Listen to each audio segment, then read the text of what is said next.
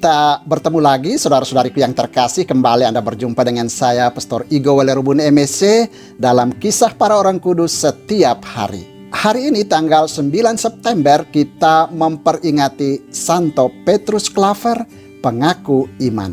Imam Yesuit dari Spanyol ini lahir di Verdú, Catalonia pada tahun 1581. Selama 40 tahun ia berkarya sebagai misionaris di antara para budak belian negro di Cartagena, Colombia.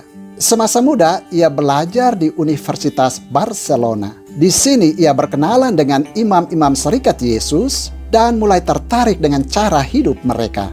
Setelah menyelesaikan studinya di Barcelona, ia masuk novisiat Serikat Yesus di Tarragona pada tahun 1601. Dari sana ia diutus pembesarnya ke Kolese Montesione di Palma, Mallorca. Di Kolose ini ia bertemu dan bersahabat baik dengan Bruder Alfonsus Rodriguez, penjaga pintu Kolese. Bruder inilah yang membimbing dia tentang cara hidup penyangkalan dan penyerahan diri semata-mata kepada Tuhan. Alfonsus jugalah yang mendorong dan menyemangati dia untuk menjadi rasul bagi para budak negro di Amerika Selatan. Pada tahun 1610, ketika masih belajar di seminari, atas permintaannya sendiri, Petrus Claver diutus ke Cartagena, Colombia, pantai utara Amerika Selatan. Cartagena adalah kota pelabuhan yang sangat ramai dan merupakan pintu gerbang masuknya para budak negro yang didatangkan dari Afrika. Di kota inilah Petrus mengabdikan seluruh hidupnya demi keselamatan para budak negro yang malang. Di kota Cartagena, Petrus ditahbiskan menjadi imam pada tahun 1616. Disusul kemudian dengan pengikraran kaul kekalnya.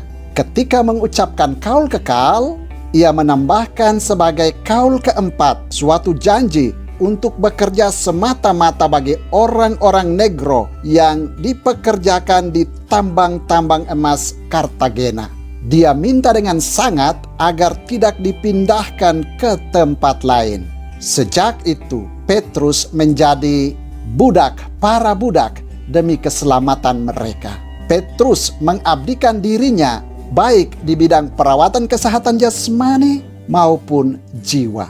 Ia mewartakan Injil dan mengajar mereka tentang kasih Kristus. Dalam 40 tahun karyanya, ia berhasil mempermandikan 300.000 orang. Tidak hanya orang-orang negro, tetapi juga para pelaut, pedagang, dan pemimpin-pemimpin kota itu. Ia menyediakan obat-obatan, makanan, dan pakaian bagi orang-orang yang sakit dan miskin. Banyak mujizat dilakukannya, terutama untuk menyembuhkan orang-orang yang sakit. Mantelnya yang dikenakan pada orang sakit selalu menyemburkan bau harum semerbak dan dapat menyembuhkan mereka. Tuhan menyertai dan memberkati Petrus dan karyanya.